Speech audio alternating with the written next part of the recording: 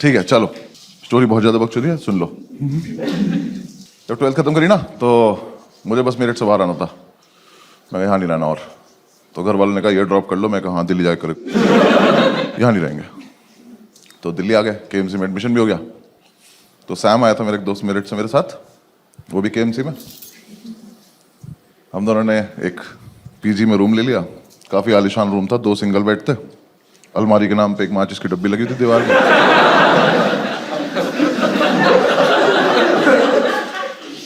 और जो आर्किटेक्ट था ना उसका,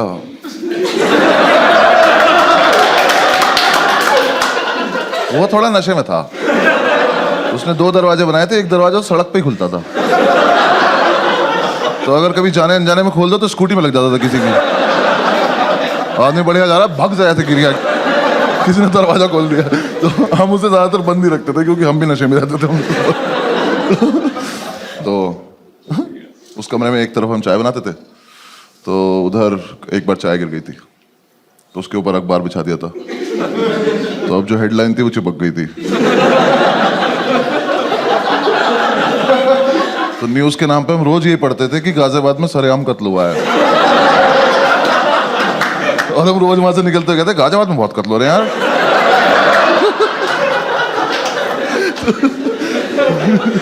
थोड़े दिन हम रहे, फिर हमने डिसाइड किया कि यार दारू पीते हैं।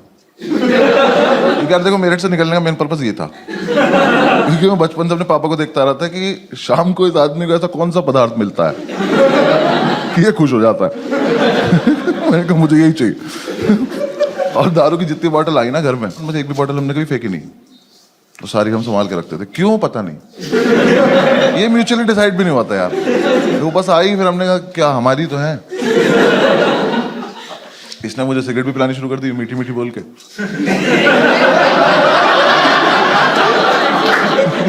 भाई पी के देख मीठी मीठी लगेगी। मैं कहते पी के देखी, मुझे लगी भी। मैंने कहा सही है। जितने लोग स्मोक करते हो उन्हें पता होगा कि छोटी गोल्ड में से ना धुआं बहुत आता है। जो नहीं करते मैं बता रहा हूँ आप, हाँ ऐसे गूगल मत करने लग जाना, आता है वो। पता नहीं उसके हाथ कुछ बीमारी है, वो पुरानी सिगरेट कभी खींच लेती है, पता नहीं क्या उसके साथ। तो ना कमरे में धुएं से बादल बना के और बस उसे बैठ के देखता रहता था। मैं पूछता था क्या कर रहा है, कह रहा भाई देख उसमें कुछ दिख रहा है। मैं क्या दिख रहा है, कह रहा देख एक कुत्ता दिख रहा है। तो मैं देखता, मैंने कहा हाँ दिख तो रहा है। फिर हम दूसरा बादल बनाते थे, फिर हम दोनों कुत्तों की लड़ाई कराते थे। तो ठीक चल रहा था हमारा, फुल ऑन एंटरटेनमेंट चल रहा था। फिर एक दिन हमने ऐसे डिसाइड करा कि आओ थोड़ी बहुत सफाई वफाई कर लेते हैं। हम निकले घर से कि थोड़ा सामान वामान लेके आते हैं। बादल बना के कमरा बंद करके ताला लगा के हम लोग गए। पास की एक दुकान थी, वहां जाके हम भूल गए हम क्यों आए थे, सिगरेट पीने लगे।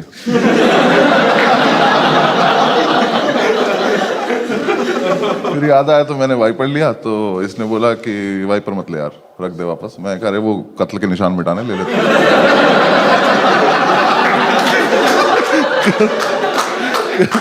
कह रहा कि नहीं कोई जरूरत नहीं है, मैं कर लूंगा अपने आप। मैं कहा अच्छा ठीक है। तो हमने बेसिकली हम कुछ लेने गए थे, बिना लिए थोड़ी देर में घूम घाम के वापस आ गए। तो हमारे ऐसी गैलरी थी, यहाँ वॉशरूम था, रूम से काफी दूर। आर्किटेक्ट होगी उसकी कुछ दिक्कत, मुझे नहीं पता क्या। तो ऐसे वॉशरूम था, चाबी इसके पास थी, भाग के आया और वॉशरूम में घुस गया। तो मैंने कहा चाबी, कह रहा नहीं दे रहा। ये क्या फेटिश है कि मैं चाबी छिपा लूंगा अपने पास। मैं कहा भाई या तो मुझे भी अंदर ही बुला ले, मैं भी बाथरूम में आ जाता हूँ। तो कह रहा नहीं मैं चाबी नहीं दूंगा जब तक मैं बाहर नहीं आता, तो बाहर घूम। मैं कहा और अंदर कुछ नहीं कर रहा है, छप छप की आवाज आ रही पानी की। पता नहीं बाल्टी में चाबी ही डुबो रहा था। मैं कहा भाई दे दे चाबी, 2-3 बार मांगी, नहीं दी। मैं कहा ठीक है बाहर में जा, मुझे कुछ ना कुछ काम है। मैं बाहर आया, ऐसे थोड़ा सा ओपन एरिया था, उसमें ऐसे गोल गोल घूम रहा था। मैं ऐसे घूम रहा था तो मैंने देखा हमारे रूम के बाहर एक आदमी खड़ा हुआ बैग टांग के। तो मुझे लगा ये सेल्समैन होगा, कुछ बेच रहा होगा। तो मैंने कहा अरे टाइम पास तो मिल गया, आओ इससे बकचोदी की जाए। तो मैंने कहा हाँ भाई क्या बेच रहे हो। वो कुछ बोला नहीं। मैंने कहा बताओ ना क्या बेच रहे हो। तो वो पलटा, कहता तुम कौन हो? मैं कहा मैं कस्टमर, बताना क्या बेचता।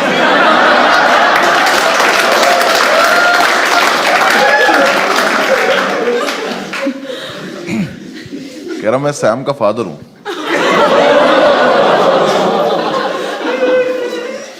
ये तो कोई बेचने की चीज। तो मुझे समझ नहीं आया इस पर रिएक्ट कैसे करते, मैं बस पलटा में चल दिया। तो कह रहा कहाँ जा रहे हो? मैं कहा मैं कस्टमर ना, कुछ खरीदने जा रहा हूँ।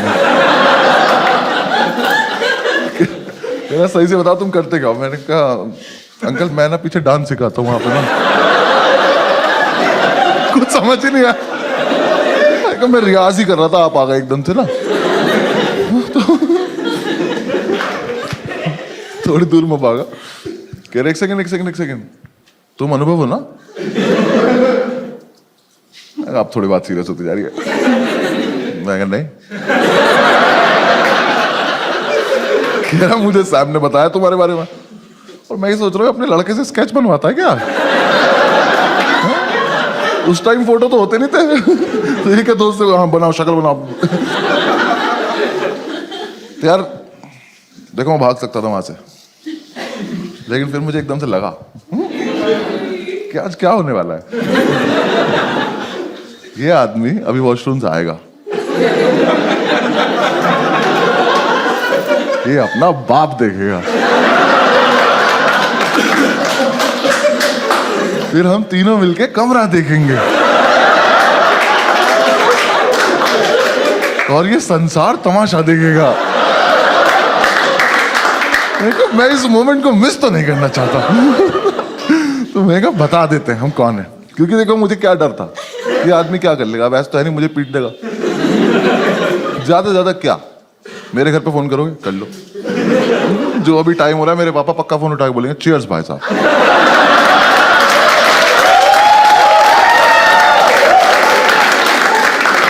मुझे कोई लोड नहीं था, मैंने पूरी कैलकुलेशन की अपने दिमाग में। मैं कहा बता देते हैं। मैंने कहा हाँ अंकल मैं अनुभवी हूँ, मैं तो ऐसी मतलब थोड़ा मजाक कर रहा था आपसे। उसका मुंह देखे बोलना नहीं चाहिए था कि उससे मजाक कर रहा था मैं। भाई बिल्कुल बाप।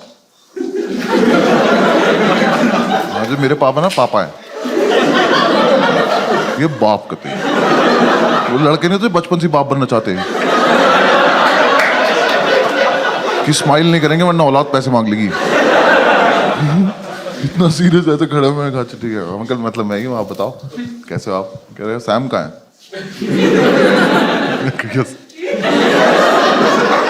हो गया शुरू। मैंने कहा अंकल यहीं पे है, ये रहा यहाँ पे वॉशरूम है, वॉशरूम में। कह रहा बुलाओ उसको। मैं कहा भी बुलाते हैं।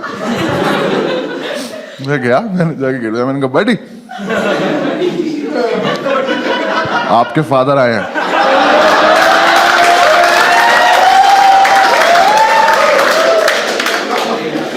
ये चमन चूतिया अंदर से बोला नहीं मिलेगी चाबी।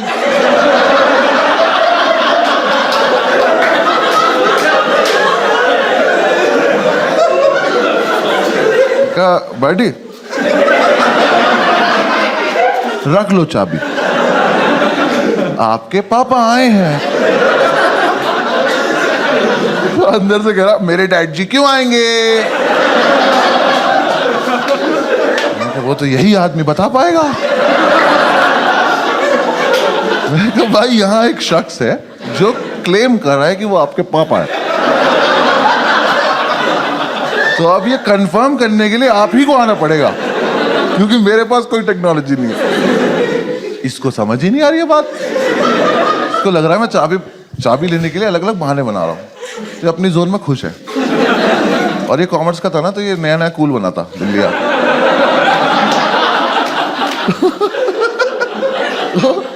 इसने कूल बनने के लिए दिल्ली आके कुछ लड़कों से दोस्ती करी थी और एमिनेम सुनना शुरू किया था। पर इसके लिए नहीं था, वो मेरठ का लड़का एमिनेम, समझ रहे हो तुम? वहां के लड़के अभी भी मेमोरी कार्ड को चिप बोल रहे हैं यार।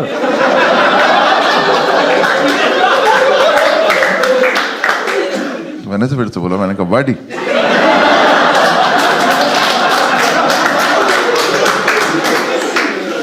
प्लीज मान जाओ,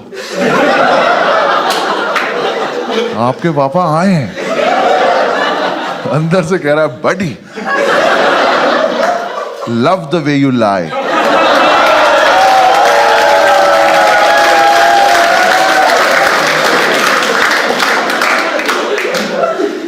नहीं नहीं नहीं, अपने पापा कसम, नॉट लाइंग। एक ही मिनट लगेगा, बाहर आके चेक कर लेना। अलग फील में इतने अंकल आ गए कि हाँ चल क्या रहा है। अंकल आए, मैंने कहा अब पता है सारी गलती इस आदमी खुद की, सब इनकी वजह से हुआ है। अगर ये उस दिन आके एक शब्द बोल देते तो वो लड़का सुन लेता, वो बाहर आ जाता, सब हो जाता। बाप है, कैरेक्टर में रहना। यहाँ आके मुझसे कह रहे हैं कि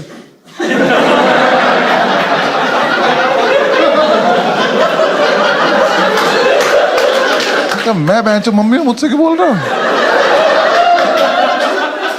ये तो रहा लड़का अंदर तुम्हारा। हाँ, बोल दो ना। नहीं, कुछ खड़ा है बस शांति से। मैंने कहा बड़ी आ गए।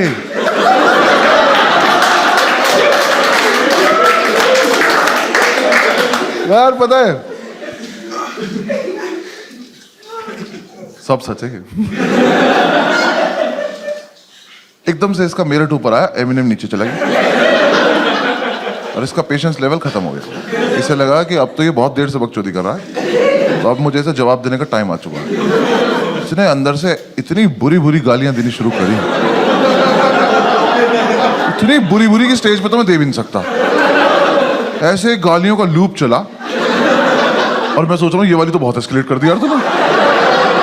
और ऐसे चला चला चला चला चला और एकदम से एक लाइन आई, और तुझे पता है मेरा बाप कितना बड़ा चूतिया है।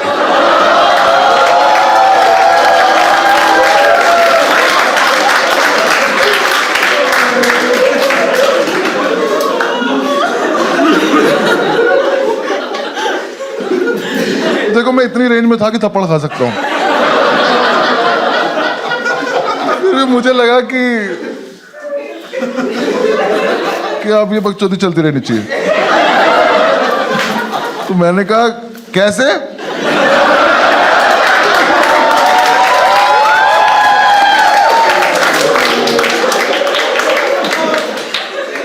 तो कह रहा पता नहीं क्यों आता है दिल्ली, और जब भी आता है एक आलू भुजिया का पैकेट और 4 लड्डू लेके आ जाता है। फिर मेट्रो स्टेशन से फोन करता है, मुझे मेट्रो स्टेशन जाना पड़ता है। कह रहा ये नहीं कभी मैं दारू ले आया।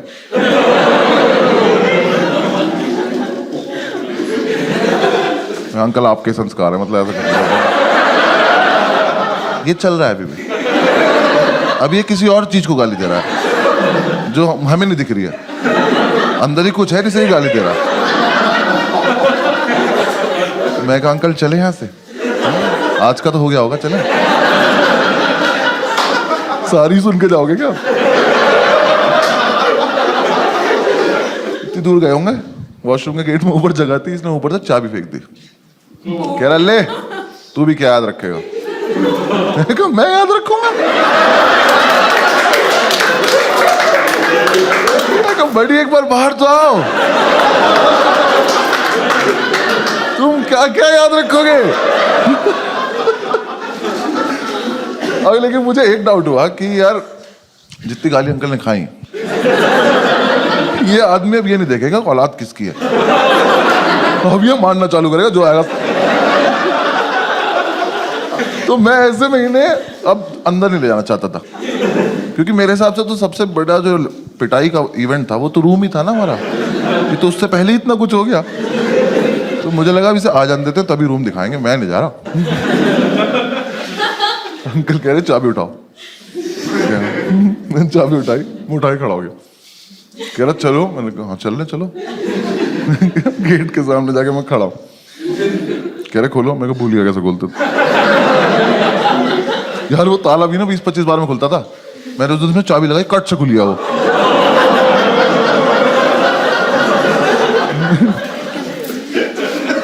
ऊपर वाला तो साथ नहीं दे रहा आज।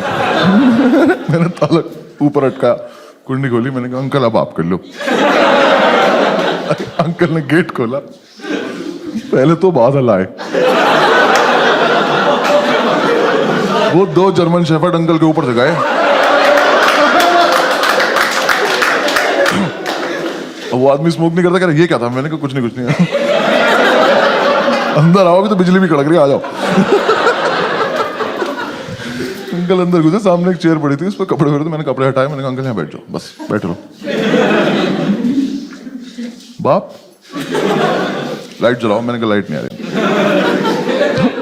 वो पुराना वाला स्विच बोर्ड लगा हुआ था, उस पर वो इंडिकेटर नहीं लगा रहता था, तो वो जल रहा था, तो कह रहा वो तो जल रहा है। मैं कहा ये इन्वर्टर जल रहा है, छोटा इन्वर्टर इतना ही लोड ले पाता।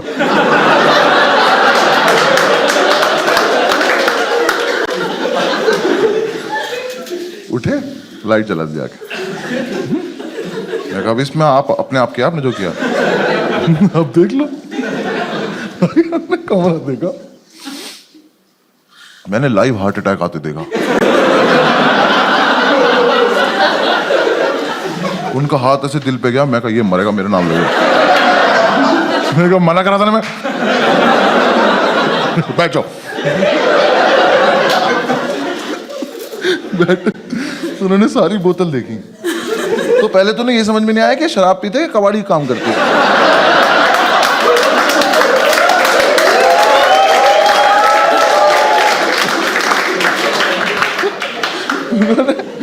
बॉटल देखी और मतलब इतना जेन्युइन सवाल उनका कि पीते ही हो ना?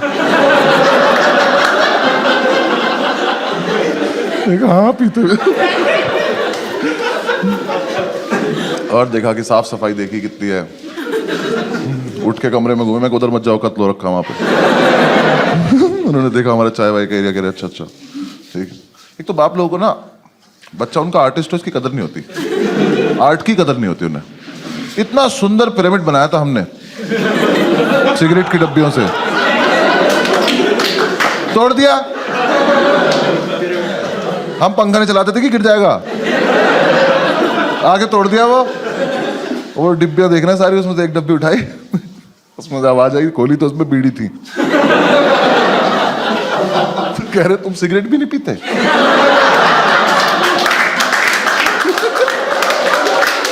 नहीं अंकल पीते हैं, ये रात को 2 बजे का इमरजेंसी वाला है। वैसे भी बहुत पैसे बेचते हो ना भाई। वो कैरेक्टर आदमी थे यार वो। सैम उनसे पैसे मांगता था ना कि ये वाली 2 बुक्स चाहिए, पैसे दे दो, तो वही वाली 2 बुक भेज देते थे।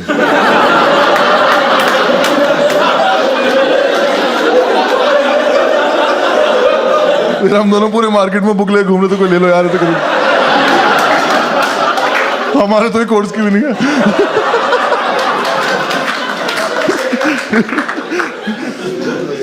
अंकल ने देखा पूरा माहौल वाल, बैठ गए। अब वेट चल रहा है। मैं अंकल चाय पियो, कह रहा चाय पी तो तुम लोग। मैं बच्चों करने जरूरत, टॉन्ट मत मारो, पी नहीं है तो बताओ। मैं बहुत देर से वेट कर रहा हूँ, यहाँ पिटाई नहीं हो रही है। भाई इतने में हमारे सैबिनम साहब,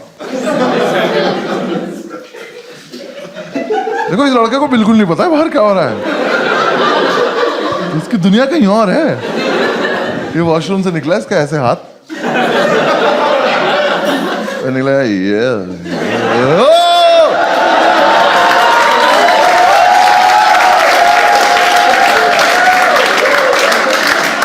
वापस बाथरूम में गया, बंद कर लिया और वहीं से चला रहा, पापा माफ कर दो, कभी नहीं करो पापा। अंकल कह रहे बुला के लाओ इसे। मैं फिर मैं बुला के लाऊं यार, अभी आया तो झपट्टा क्यों नहीं मारा आपने इस पे? तो मैं वापस गया, मैंने कहा बेटी हो गया, आप धप्पा हो गया, आ जाओ। मैं कहा देख लिया पापा ने, आ जाओ। अब कुछ नहीं हो सकता। बाहर आया, कह रहा भाई क्या होगा? मैं कहा मुझे क्या पता, तेरा बाप है भाई। मुझे तो बस देखना है, चल जल्दी। आए रूम में, फैमिली वैल्यूज। भाई नहाती पहले पैर छुए। मैं कहा अच्छा आशीर्वाद मिलेगा आपको। बैठा, अंकल ने कहा क्या है सब? कह रहा मैं नहीं करता। अंकल ने मेरी तरफ देखा, मैंने कहा मैं भी नहीं करता। मकान मालिक का है सब। मीठी मीठी बोल के सिगरेट पिलाता है लड़का, बकवास कर रहा मैं नहीं करता। भाई अंकल ने तो थोड़ी देर डांटा कि तुम तो ब्राइट स्टूडेंट हो, मैं कॉमर्स का ही।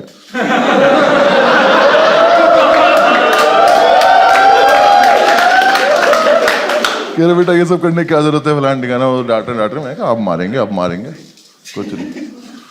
उठे, खुद बाथरूम गए, तुरंत वापस भी आ गए। मैं कहा इनका क्या चल रहा है इनकी फैमिली में,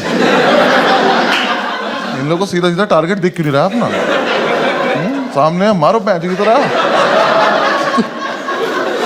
फिर वो आप बताए, फिर उससे बातें कर रहे हैं कि तुमने मतलब क्यों किया होगा ये, बेटा गलत चीजें हैं। और मेरी तरफ देखे कह रहे हैं लड़कों के साथ रहना छोड़ दो।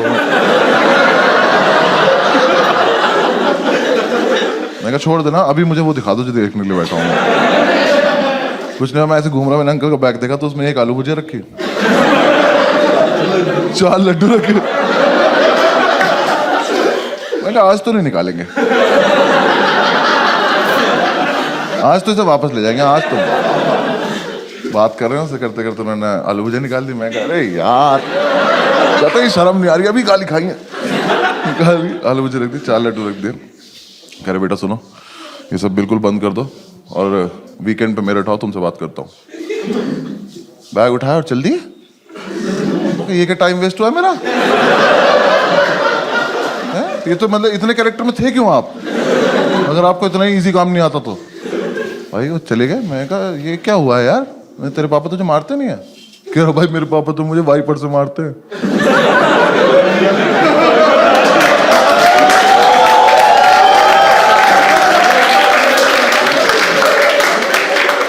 मैं तो इसलिए मना कर रहा था क्या? कह रहा हाँ भाई बचपन से सिर्फ वाइपर से ही मारते हैं। ये अजीब फेटिश नहीं तुम्हारी बहन, बाथरूम से बहुत ज्यादा लगाव नहीं तुम लोगों को? मेरे और किस चीज से नहीं? कह रहा नहीं भाई उससे ही मारते हैं। मैं तो अब क्या होगा? कह रहा कुछ नहीं, वीकेंड पे मेरठ जाऊंगा और पापा नया वाइपर लाएंगे और फिर उसके बाद आके दिखाऊंगा। चल दिखा दी भाई, ऐसा कर ली। फिर हम थोड़ी देर बैठे रहे, थोड़ा सैड हो गया ये। तो थोड़ी देर बैठे बैठे इसने बोला कि यार ऐसा तो नहीं हम कुछ गलत कर रहे हैं? फिर 5-7 मिनट बाद हमें लगा कि क्या ही गलत कर रहे हैं। फिर 5-7 मिनट बाद हमें लगा क्या ही होता है गलत।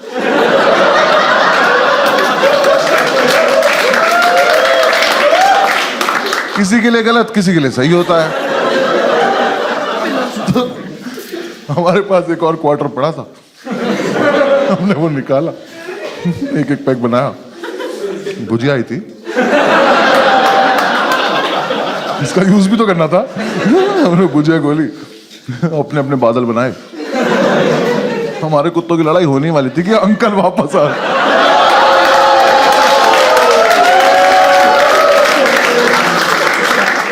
भाई वो दुकान से वाइपर लेने गया था,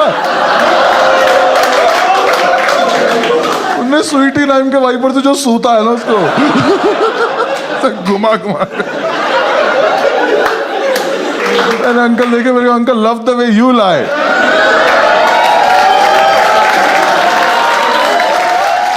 thank you so much for watching the video. और यार ये जो स्टोरी मैंने आपको सुनाई कि 10-11 साल पुरानी है, अब तो काफी ज्यादा चेंज